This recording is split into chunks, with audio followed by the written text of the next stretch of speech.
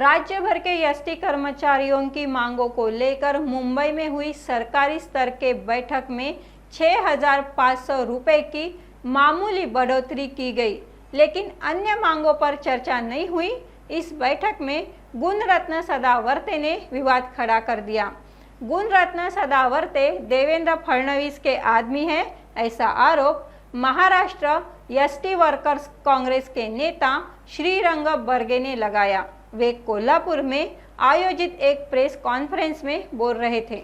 हे तर काही चर्चा लपून राहिलेलंच नाही। एक म्हणजे 5.5 महिने संप झाला, तो त्या संपातली जी वेतनवाढ केली आहे ती कुणी केली आहे माहिती आहे काय? की पडळकर आणि खोत यांनी मध्यस्थी करून केली। भले ती चुकीची असेल पण त्यांनी केली। सदावर्ते कधीही सरकारशी चर्चेला गेले नाही। त्याने एका पक्षाचा मोरक्या म्हणून काम केलं, ते चर्चेला गेले नाही।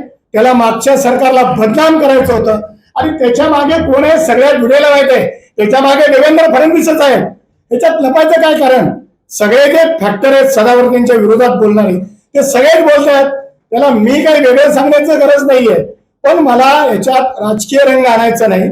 ही जी वेतनवाढ आहे ह्याच्यात फडणवीसांची भूमिका सुद्धा चांगली दिसली, त्याच्यामुळे मी त्यांचं अभिनंदन करतो। पण सदावर्तेला प्रत्येक प्रकरणात चितावणी देण्यामध्ये त्यांचंच नाव घेतलं जाते आणि असं म्हणून मी पण ते नाव घेतलं।